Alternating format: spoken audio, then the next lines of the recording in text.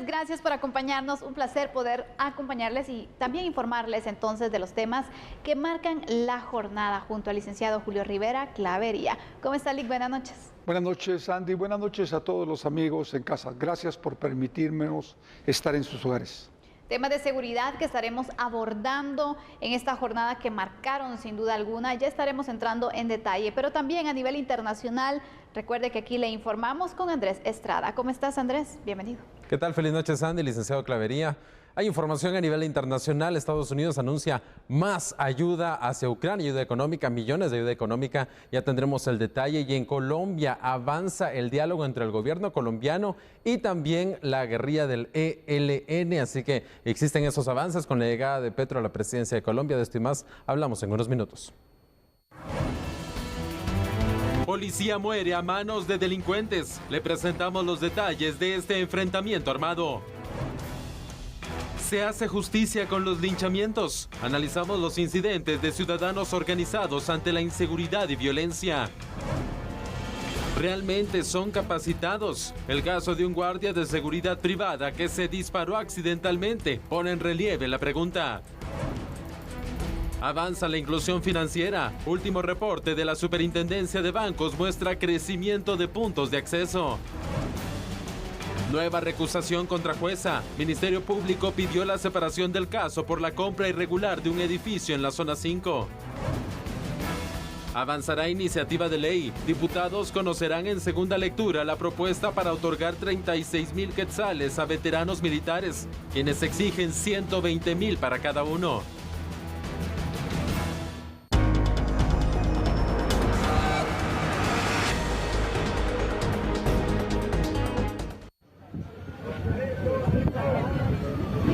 En horas de la tarde, un agente de la Policía Nacional Civil fue asesinado y otra resultó herida, después de que intercambiaran disparos con unos presuntos delincuentes en la colonia Belén, zona 7 de Misco.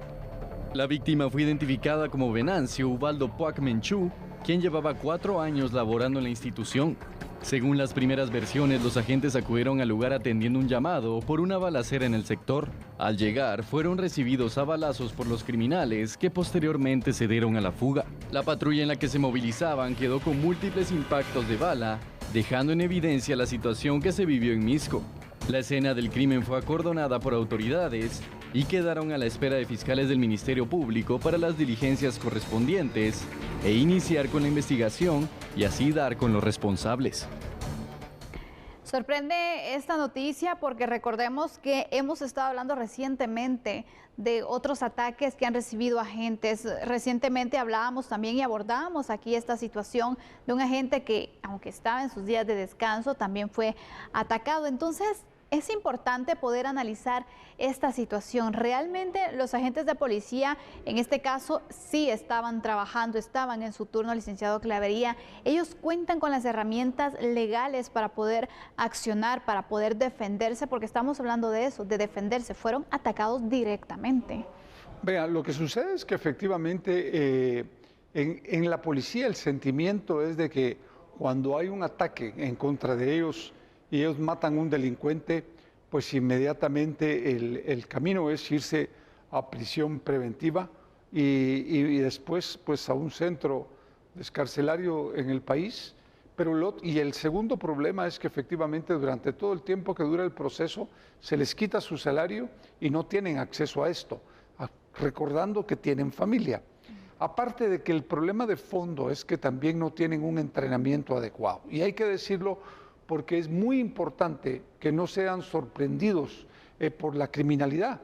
Por eso es que hay que invertir en la policía, no solo en la parte teórica, sino también en la parte práctica. Es decir, los constantes cursos de tiro que deben de plantearse a nivel nacional.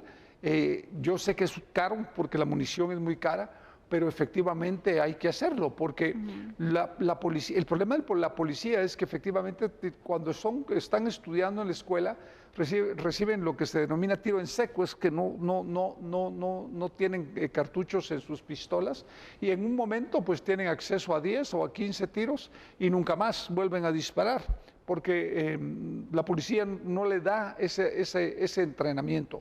Resultado, esto.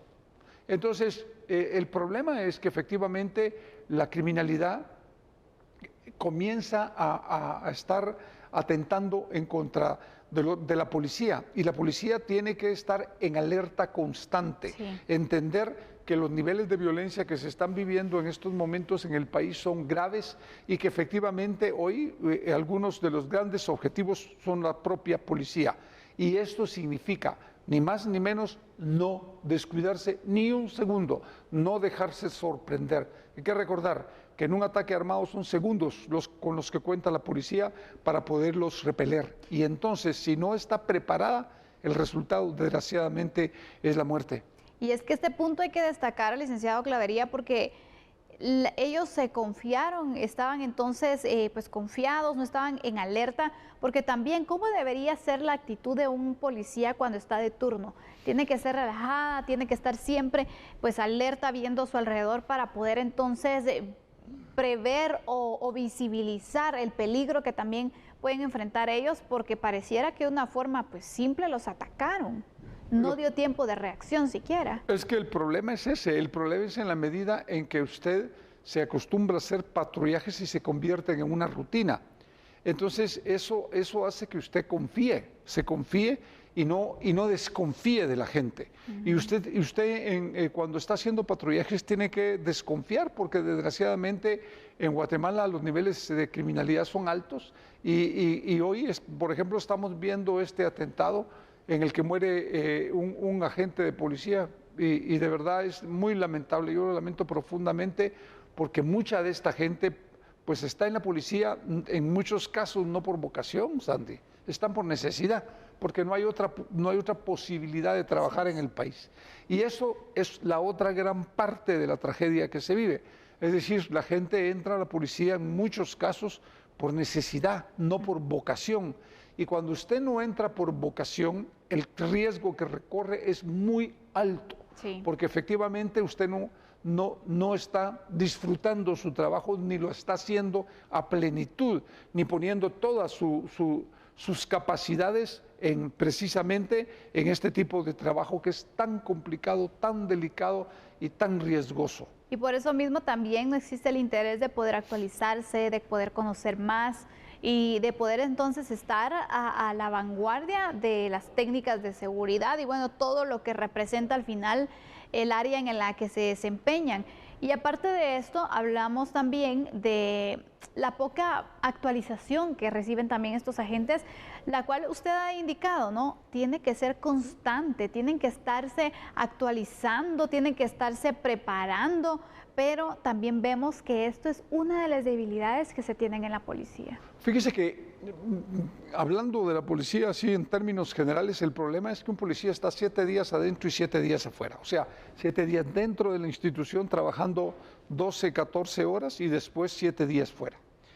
Eso no permite que efectivamente pueda tener algún curso de refrescamiento en tiro, por ejemplo, o en defensa personal, o en clases teóricas sobre operativos en concreto, o estudios sobre operativos que han fracasado o no. Entonces, es muy importante replantear el tema de los turnos en la policía para que la policía tenga la posibilidad de refrescarse, no solo en lo físico, sino también en lo teórico. Y le vuelvo a repetir, hay que invertir en la policía, pero las compras también se tienen que hacer con transparencia, porque la historia reciente ha demostrado que muchas de las compras no son transparentes y que efectivamente, desgraciadamente, mucha de la plata no se invierte en lo que se tiene que invertir, que es en el equipamiento de la policía. Por eso es que es tan importante mantener controles y supervisión constante por parte del Ministerio de Gobernación y sobre todo de la Contraloría General de Cuentas de la Nación sobre las compras.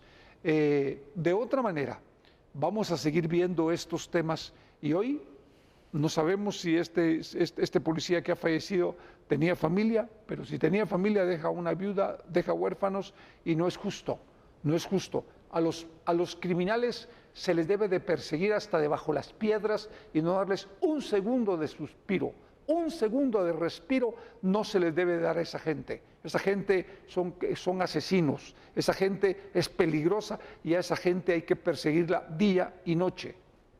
Vamos a ir con unos datos sobre este ataque armado que se registra en contra de la gente que lamentablemente pierde la vida en el lugar por la gravedad de las heridas. Y el agente fallecido fue identificado como Venancio Ubaldo Puac Menchú, de 31 años.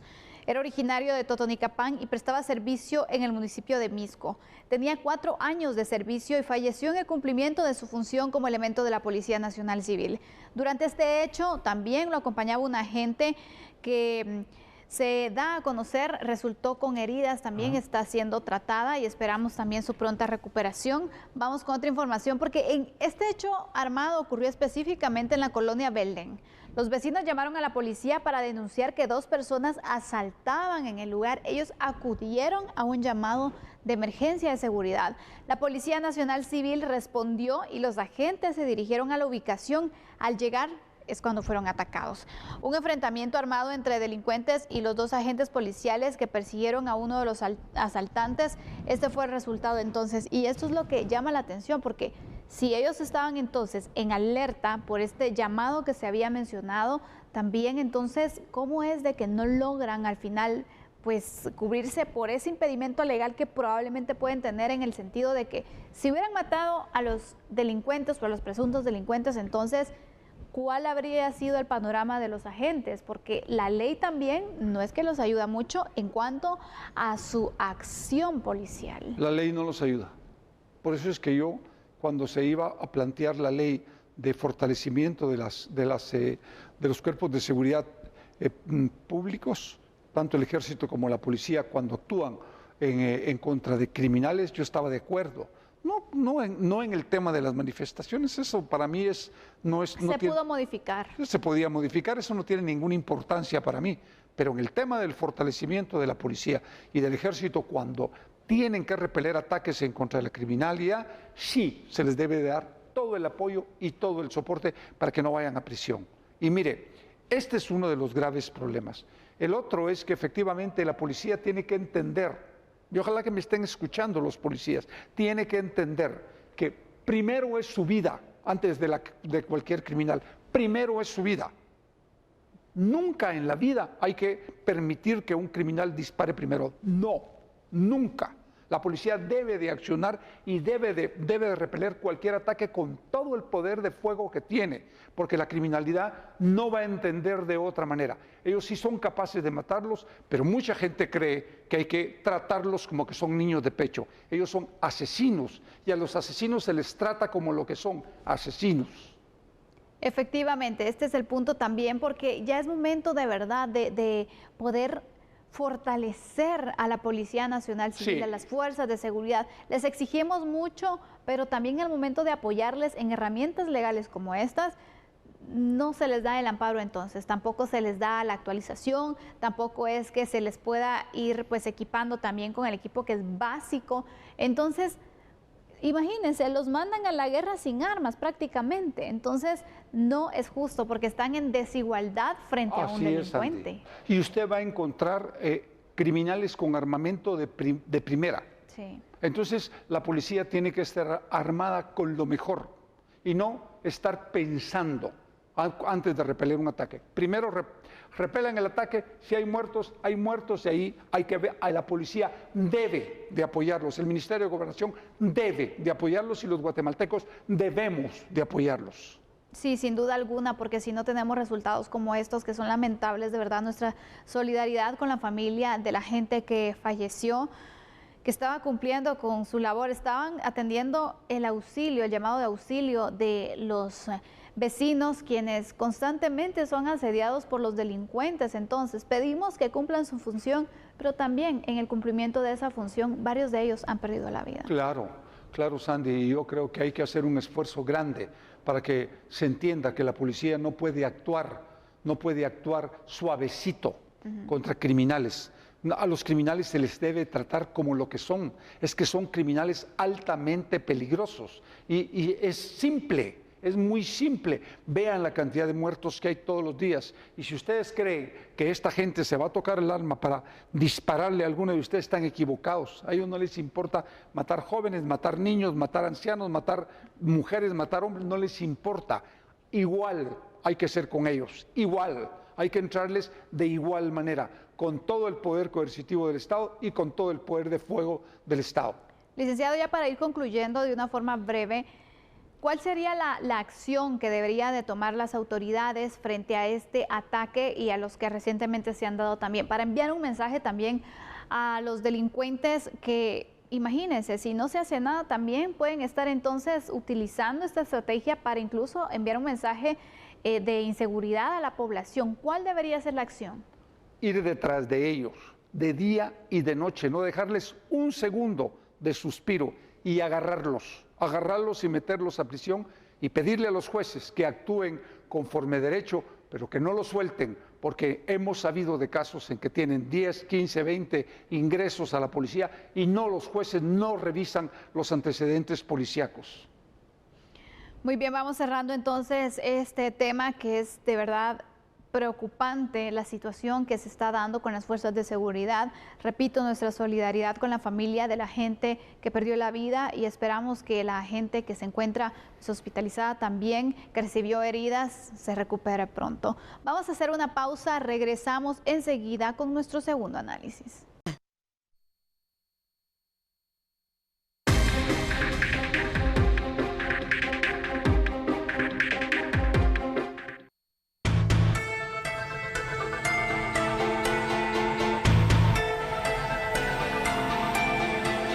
Un guardia que se encontraba preparando previo a iniciar sus labores resultó herido en una de sus extremidades superiores.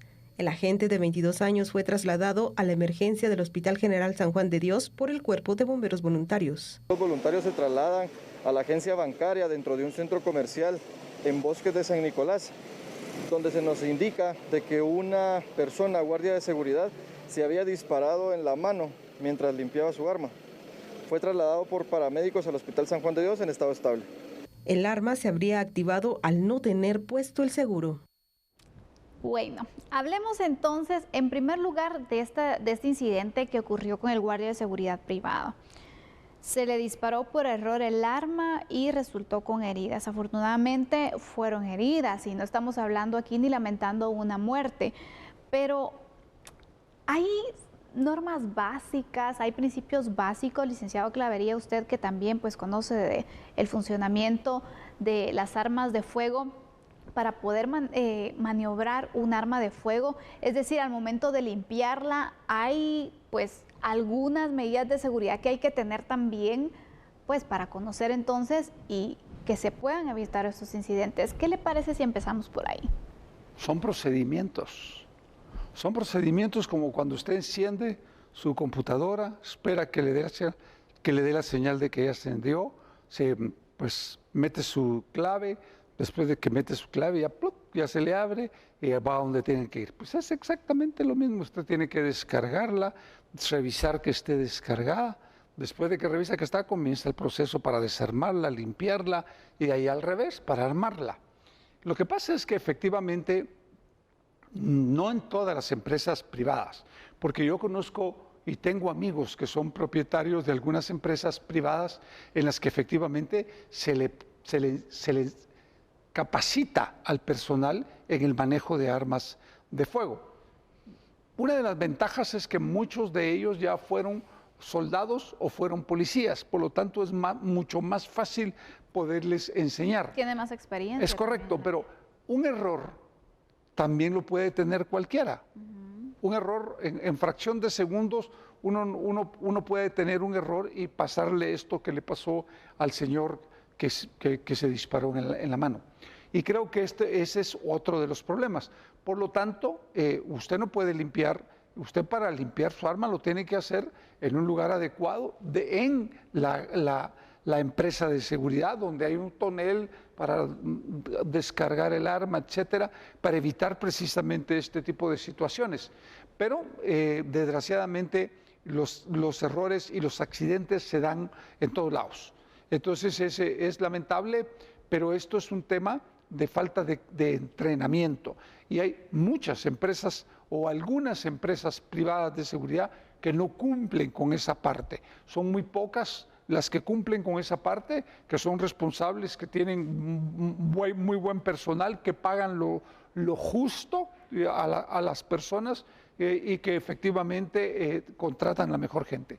Pero también se da el caso de empresas de seguridad privadas que ni siquiera están inscritas. Es decir, no se tiene ningún control, están operando, los vecinos o el grupo de vecinos que se encargan de la contratación no velan porque les presenten entonces la licencia en la que están funcionando y aparte de esto confirmen los datos ante la dirección general también que se encarga del control de las empresas de seguridad privada. Entonces es una gran responsabilidad porque no podemos estar contratando a estas empresas que están funcionando de forma ilegal, porque hay que mencionarlo como merece, y poder brindarles a ellos un pago en primer lugar y segundo, dejándoles a cargo la seguridad de todos los vecinos, porque en este momento donde los niveles de inseguridad se han elevado, donde ya no existe la confianza de poder entonces quedarse pues expuestos, ahora lo que ha pasado es que muchas colonias, muchas residenciales se encierran y contratan un servicio de seguridad, pero imagínense, van a contratar a alguien del cual no tienen mayor información y ni siquiera hay ningún control de estas empresas, entonces también por ahí viene la exigencia que se tiene que tener al momento de contratarlos. Fíjese que eso es un grave problema que sucede en muchas colonias. ¿Y usted sabe por qué es? ¿Por ahorrarse? Por ahorrar un poquito de dinero. Y es un error garrafal que cometen las juntas directivas de una gran mayoría de colonias en el país, que efectivamente contratan empresas ilegales, piratas, que no tienen ningún tipo de control por parte de la Dirección de Empresas Privadas de Seguridad. Y creo que esto es bien importante recalcarlo porque efectivamente le hacen daño a aquellas empresas de seguridad que sí cumplen con esos requisitos, aunque tampoco son la quinta maravilla muchas de ellas, pero por lo menos tienen el control y la supervisión, entre paréntesis, de la Dirección General de Empresas Privadas de Seguridad. Creo que esa otra parte del trabajo también la debe hacer la Policía Nacional Civil. Está revisando exactamente qué tipo de armamento tienen, si ese armamento está legalizado, si no es armamento robado, si está inscrito en la DIGECAM, conjuntamente con la DIGECAM, hacer todo este tipo de operativos para tener controles mayores sobre las empresas de seguridad. Pero usted muy bien lo planteó. Aquí el problema es que por ahorrar pocos centavos se contratan empresas ilegales que en muchos de los casos resulta siendo más caro, porque a la larga tienen graves problemas con el tema de delincuencia, porque no hay controles sobre la gente que tienen en las propias garitas de sus residencias. Y hablando de control, el licenciado Clavería también pasa por la supervisión que deben tener las autoridades. En este caso existe una entidad específica que debe estar supervisando también el funcionamiento de las empresas que están operando en la legalidad, porque también no vamos a decir que ellos no cometen errores, que no se dan situaciones también, porque han pasado incidentes. Entonces, ver el cumplimiento de los distintos protocolos que estén entonces operando de buena forma también y tratar de perseguir a las empresas de seguridad privada que no están inscritas, porque miren, realmente en tantos anuncios vemos empresas de seguridad privada promocionándose, entonces hay que hacer un monitoreo de las que están operando y bueno, cuáles sí están inscritas, cuáles no, y caerles también para dejar y sentar un precedente, pero yo no sé si es que esta dirección pues es muy débil y no tiene el personal suficiente y por qué no es prioridad poder controlar este tema también cuando la seguridad privada en nuestro país se ha ido extendiendo de una forma grande también. Muchas personas ya no es un lujo tener un guardia de seguridad privado, sino es una necesidad. O es un tema de corrupción. Aquí hay que hablar las cosas claras. El problema es muy serio, porque efectivamente si usted permite que sigan operando estas empresas privadas ilegales, usted está avalando la ilegalidad. Y esto no puede ser. Es decir, cualquier dirección del Estado tiene la obligación de velar porque efectivamente se cumpla con la ley. Y existe la ley de empresas privadas de seguridad y sobre esa ley hay que trabajar. Y usted tiene razón, yo creo que hay que hacer operativos en el que participe el Ministerio de Trabajo para determinar si se pagan los salarios mínimos para empezar, para tirarse cartas. En segundo lugar, si el armamento que está ahí no es un armamento, es armamento legal, no es armamento ilegal y no son armas ofensivas. En tercer lugar, el personal, si llena los requisitos y la capacitación que tienen que recibir. Y por último, si son empresas legales. Es que mire, no se puede seguir así. Yo no tengo el dato ahorita en mente, pero de las, no sé, 5,000, 10,000, 15,000 empresas que hay, más del 60% son ilegales. Así es, entonces la verdad es de que queremos exponer este tema porque también preocupa la situación que se sigue dando donde nuevamente las empresas de seguridad privada pues tienen situaciones como estas, estos incidentes, donde se puede evidenciar también la poca capacitación que reciben sus elementos y que esto puede traducirse en un incidente. Imagínense ustedes, aquí estamos hablando de una herida, pudo haber pasado más y este es el punto que deben entender también las empresas. Hay que capacitar al personal, lo decimos, con los agentes de Policía Nacional Civil, deben estar constantemente capacitándose. Las empresas de seguridad privada también tienen que estar actualizando y capacitando a su personal, repitiendo incluso esos protocolos básicos de seguridad como estos, al momento de limpiar pues un arma de fuego. Entonces, es necesario prestarle atención y ojalá que también la dirección de empresas de seguridad privada pueda darle seguimiento a este caso y ver entonces de qué forma se puede ir solucionando y mejorando también este tipo de servicios. Vamos ahora a conocer otra información y le presentamos información ya de cierre con este tema, que es la inseguridad que se vive en nuestro país, que de hecho hace que las empresas de seguridad privada proliferen y crezcan cada día más. En otras ocasiones se han analizado situaciones lamentables en las cuales se han visto involucrados guardias de seguridad privada, por eso es evidente que se necesita control más estricto. Pero también con otros datos no se puede continuar con esta situación en la cual casi cualquier persona puede optar a una plaza de guardia privado. No hay tanto requisito, ni siquiera sin tener la pericia, no hay necesidad de tener conocimiento, capacidad requerida, que es básica para el manejo de situaciones. Hace falta sin duda mejorar mucho la selección, la preparación y la capacitación de los guardias privados de seguridad, que estos deben tener. Entonces, esto lo aportamos como una conclusión al tema.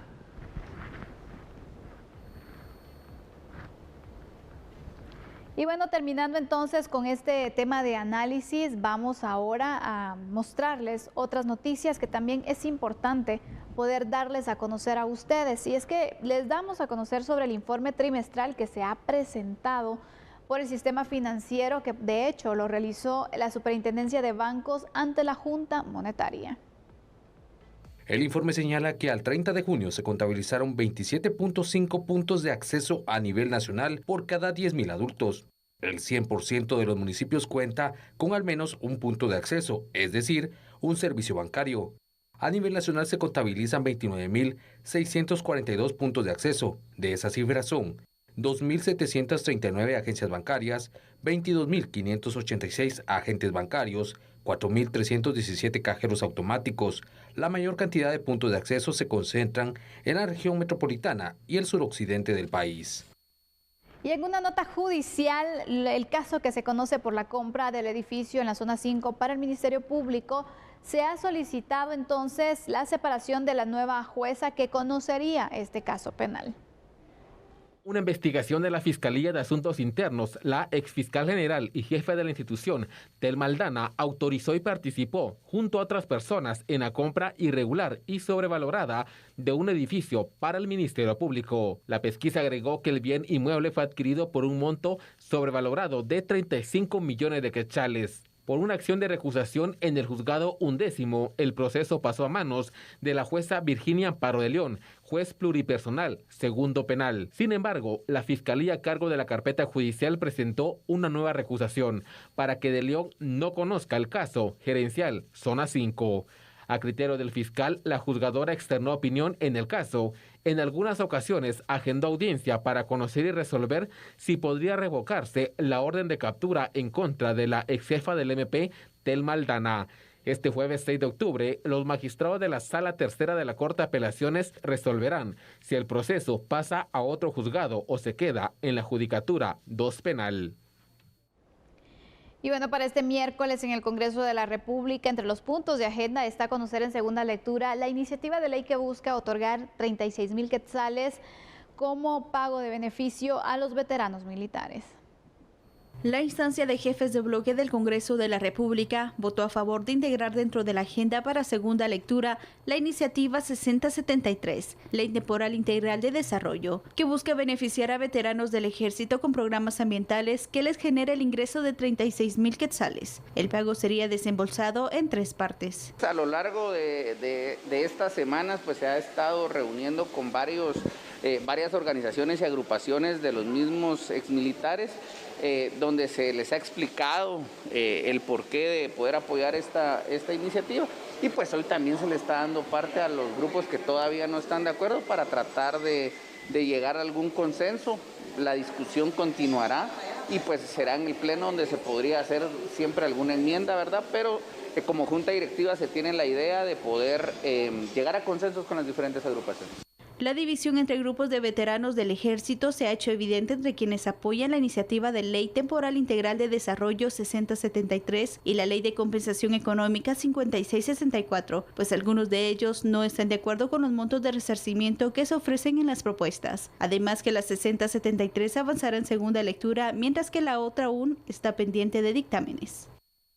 Así cerramos el análisis de esta noche. Gracias, licenciado Clavería, por acompañarnos. Mañana tenemos otros temas que poder abarcar. Buenas noches, Sandy. Buenas noches a todos los amigos en casa. Ya regresamos con las noticias internacionales. Andrés Estrada está listo.